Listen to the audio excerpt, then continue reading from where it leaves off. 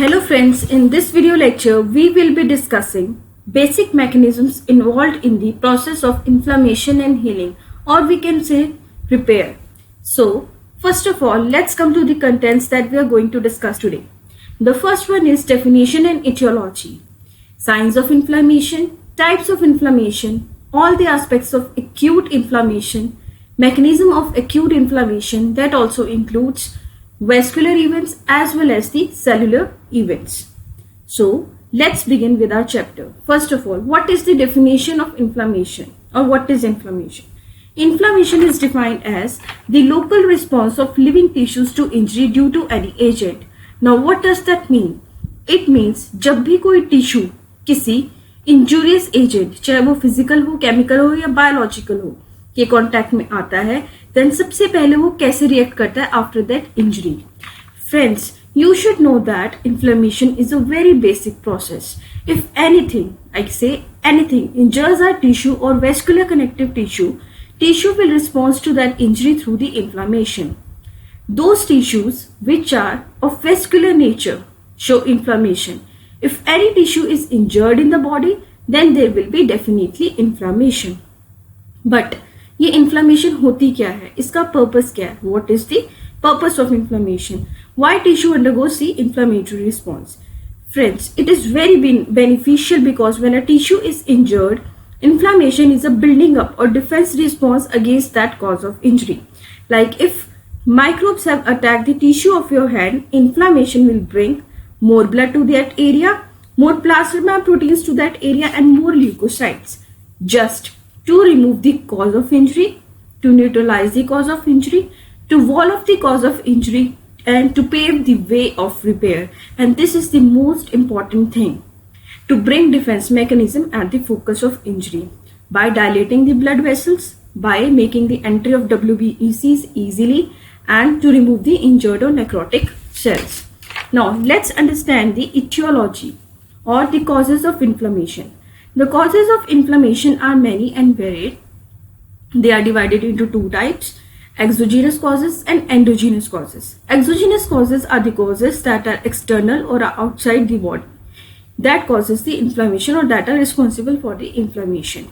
Endogenous causes are the causes that are internal or inside the body that are responsible for inflammation. Further, exogenous causes will include physical agents, chemical agents, and biological agents. Now, the physical agents will include mechanical agents like fractures, foreign corpse, sand, etc. Thermal agents will include burns, freezing, and etc.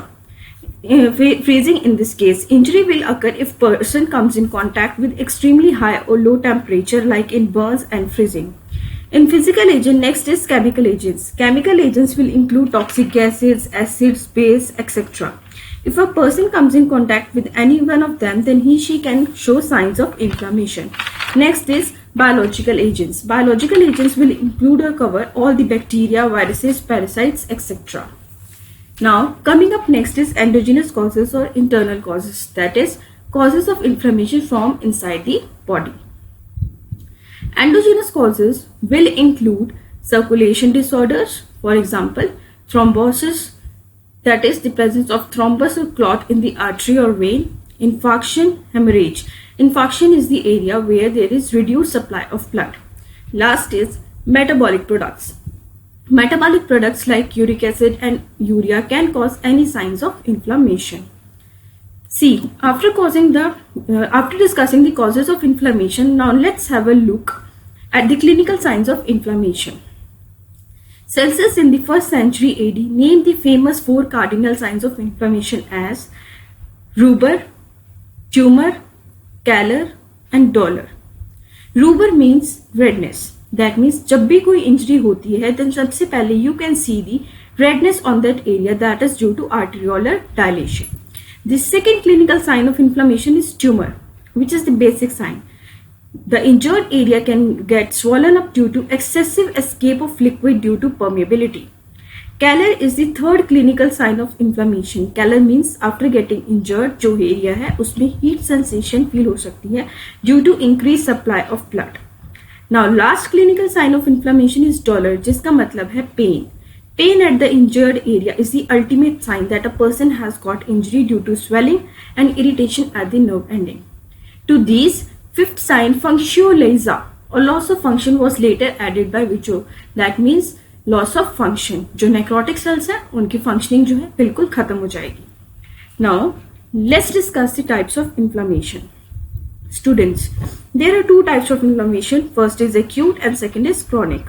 Now coming forward, what is acute inflammation? Acute inflammation is a short-term process occurring in response to tissue injury, usually appearing within minutes or hours. इसका मतलब है जो acute inflammation होती है वो short duration के लिए होती है, जो from within minutes to hours तक चलती है. और इसकी characteristics होती हैं that is it is having rapid onset, एकदम से शुरू हो जाती है, short duration minutes to few hours, fluid accumulation, plasma protein exudation. Now fluid accumulation basically means कि जहां इंजरी होगी वहां फ्लूइड रिटेंशन हो जाएगी, जैसे एडिमा हो जाता है. And what is plasma protein exudation? Basically जब इंजरी होती है और वहां की स्किन एक्सपोज हो जाती है, it leaks out the blood vessels from the endothelial cells and into the near by tissues. और वो जो फ्लूइड होता है that is composed of serum, fibrin and white blood cells. Okay. Now, as we got a very brief overview about the acute inflammation, so now let's have an eye over chronic inflammation. Chronic inflammation is of longer duration and occurs either after the causative agent of acute inflammation persists for a long time, that is अगर वो physical, chemical या biological agent जिसकी वजह से acute inflammation हो रही थी, अब वो agent बहुत long duration के लिए act कर रहा है, जिसकी वजह से acute inflammation जो है वो convert हो जाएगी chronic inflammation में. Now let's have a look over its characteristics. Onset is insidious. Now insidious means to develop generally but with harmful effects. For longer duration, it's very easy. Lymphocytes, macrophages, plasma cells are inflammatory cells in this inflammation. Now, acute inflammation response by the host to any agent is a continuous process. But for a clear understanding, it can be divided into the following two events, as you can see in the flow chart. It can be divided into vascular events and secondly into the cellular events. Now let's discuss the vascular events. Vascular events. This vascular word has come from vesicles, blood, etc. Alteration in the microvasculature, that is arterioles, capillaries and venules, is the earliest response to the tissue injury. These alterations will include hemodynamic changes and altered vascular permeability. Now let's have a look at the hemodynamic changes. The earliest features of inflammatory response results from changes in the vascular flow and caliber of small blood vessels in the injured tissue. इसका मतलब है कि कहीं पर भी जहां भी inflammation का सबसे पहला जो रीजन होता है वो होता है वैसोकॉन्स्ट्रिक्शन और contraction of the arterioles. Then comes vasodilation, point number 2, जो कि इन्वॉल्व करता है arterioles and to a lesser extent they include venules and capillaries. और ये जो चेंज होता है that occurs in half an hour of injury. और एक सबसे इंपॉर्टेंट पॉइंट, अब वेसोडाइलेशन हो रहा है, therefore it will lead to increase in the blood volume in microvascular bed of the area, जिसकी वजह से उस एरिया में रेडनेस हो जाएगी एंड वार्मथ की फीलिंग होगी. अब वेसोकॉन्स्ट्रिक्शन हुई सबसे पहले, देन वेसोडाइलेशन हुई, उसके बाद होगा elevation of hydrostatic pressure that will result in the transudation of fluid. अब ट्रांसड्यूडेशन जो होता है दैट होता है fluid without the plasma proteins in the extracellular space, जिसका मतलब है स्लोली लिक्विड जो है एक्स्ट्रा सेलुलर स्पेस में चला जाता है. जो कैपिलरीज के बाद इंटरस्टिशियल फ्लूइड होता है उसमें जो हमारा प्लाज्मा प्रोटीन जो रिच फ्लूइड होता है उसे बोलते हैं एक्सुडेट, वो ना जाकर ट्रांसुडेट जाता है और स्वेलिंग हो जाती है. ठीक है. Now after elevation of hydrostatic pressure, slowing और stasis of microcirculation follows, जिसके कारण there will be increased concentration of RBCs. अब जब आरबीसीज की कंसंट्रेशन बढ़ गई है ब्लड में, ऑब्वियसली ब्लड की विस्कोसिटी जो है वो बढ़ जाएगी, जिसके कारण ब्लड फ्लो जो है वो स्लो हो जाएगा. So next is slowing of blood is followed by leukocytes migration to the vascular endothelium.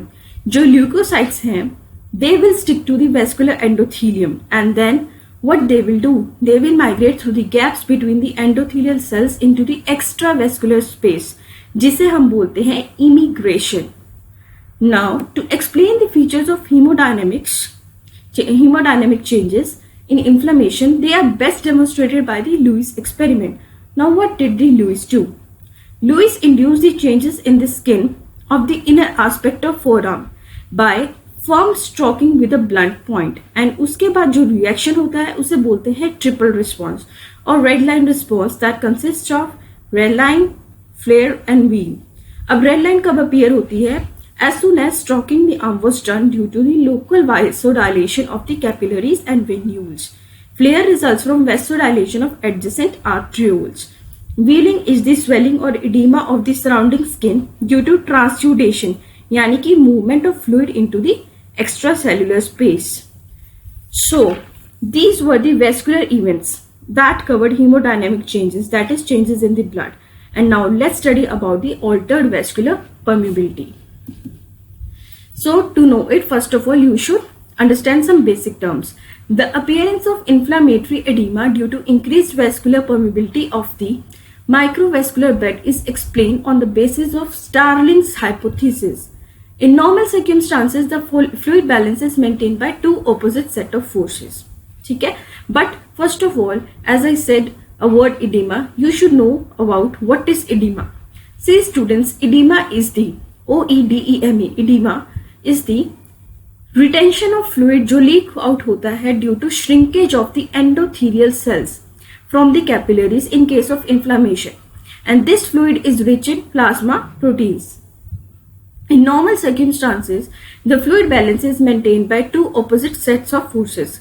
The forces that cause outward movement of fluid from the microcirculation are intravascular hydrostatic pressure and colloidal osmotic pressure of the interstitial fluid. Forces that cause inward movement of interstitial fluid into circulation are intravascular colloidal osmotic pressure and hydrostatic pressure of the interstitial fluid.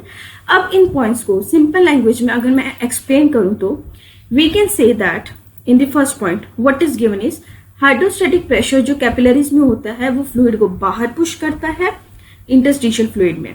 Capillaries के बाहर जो osmotic pressure होता है वो भी fluid को बाहर ही पुल करता है इन दी इंटरस्टिशियल फ्लूइड. और सेकंड पॉइंट क्या कहता है, ऑस्मोटिक प्रेशर जो कैपिलरीज में होता है वो फ्लूइड को इनवर्ड पुल करता है, और जो हाइड्रोस्टेटिक प्रेशर बाहर इंटरस्टिशियल फ्लूइड का है वो भी उस फ्लूइड को अंदर ही पुल करेगा, जिससे कि स्टार्लिंग हाइपोथेसिस जो है वो वैलिड हो जाएगा. ये इनवर्ड और outward pulling of fluid into the capillaries plasma fluid को बाहर लीक नहीं होने देते, जिसके कारण स्वेलिंग नहीं होती. But in case of inflammation क्या होता है, let's study it with the help of an example. To understand it properly, let's have a look at this diagram. See this diagram very carefully. The diagram is of a tissue of the hand, just suppose, and the tissue is attacked by microbes. This leads to disturbance in the Starling's hypothesis. अब actual में क्या events होती है, let's study.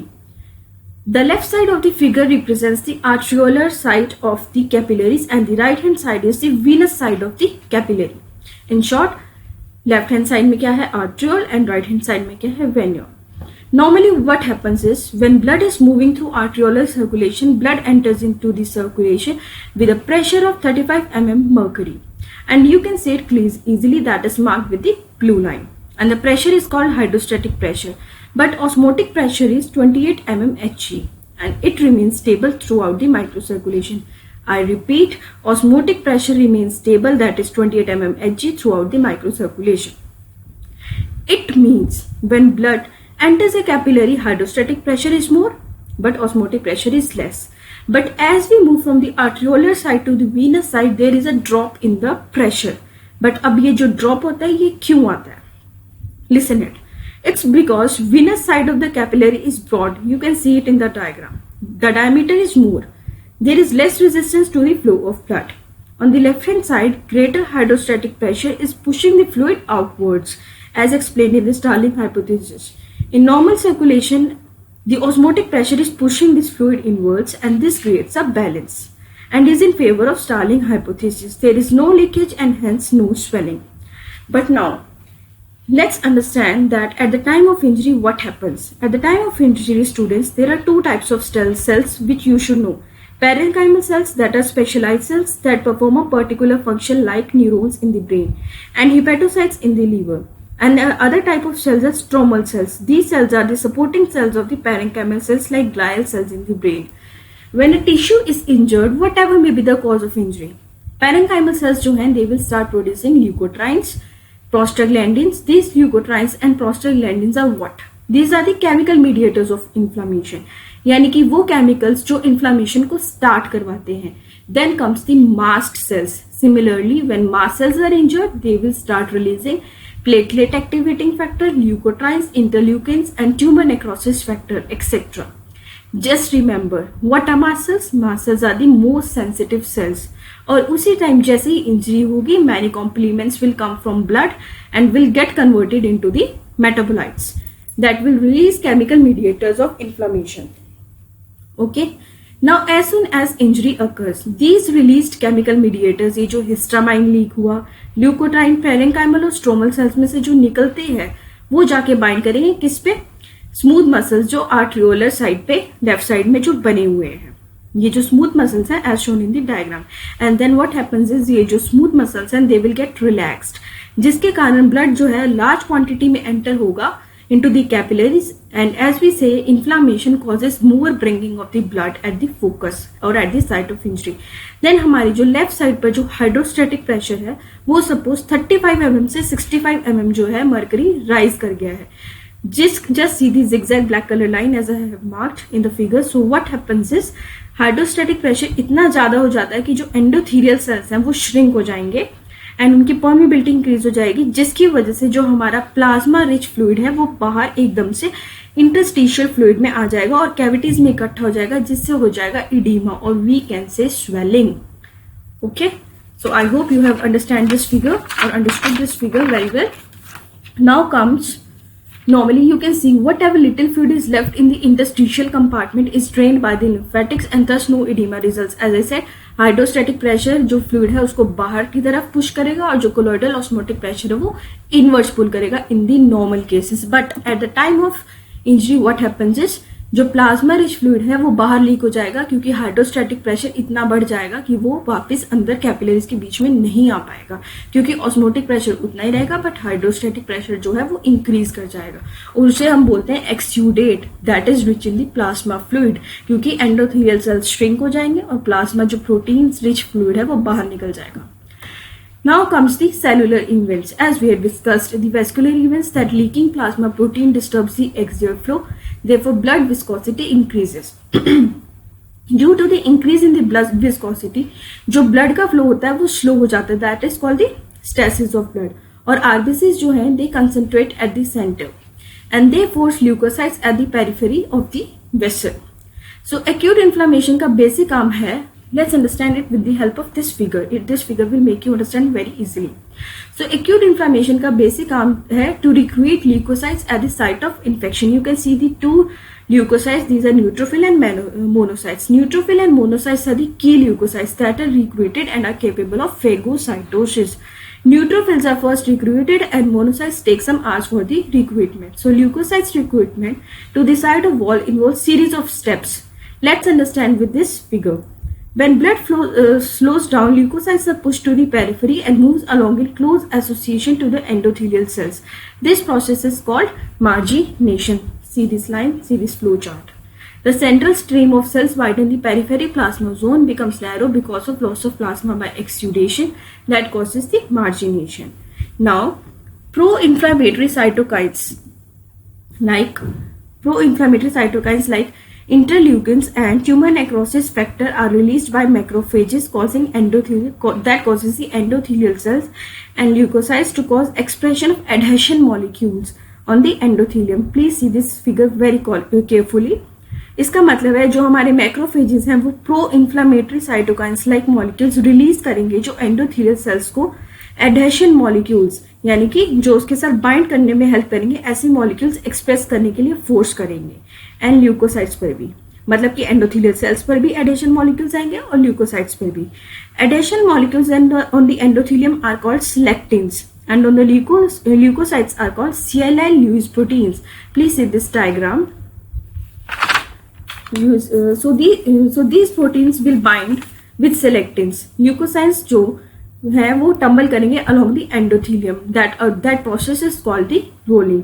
That is ये जो CLI Lewis proteins है ये bind करेंगे सिलेक्टिन्स पर जो एंडोथीलियल्स पर एक्सप्रेस होते हैं और उनको रोलिंग करवाती हैं. This rolling and slowing down helps in the firm adherence of leukocytes to the endothelium.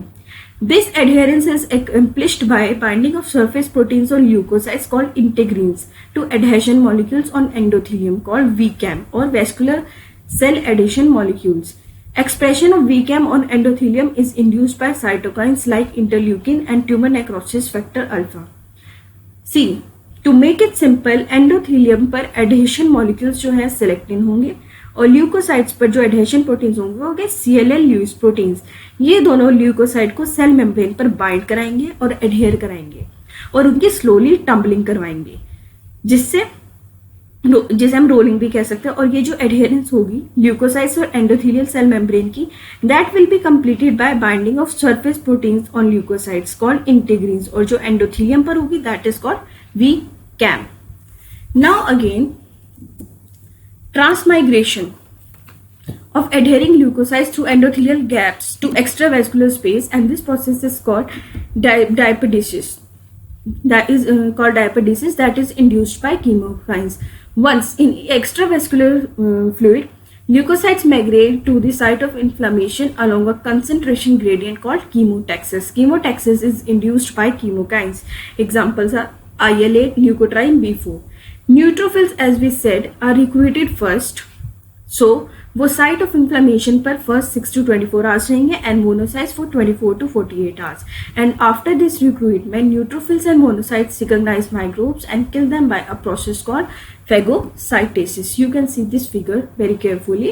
I repeat it again. Transmigration of adhering leukocytes through endothelial gaps to extravascular spaces, and this process is called diapedesis. ठीक है, as you can see there is rolling, adhesion, margination, etc.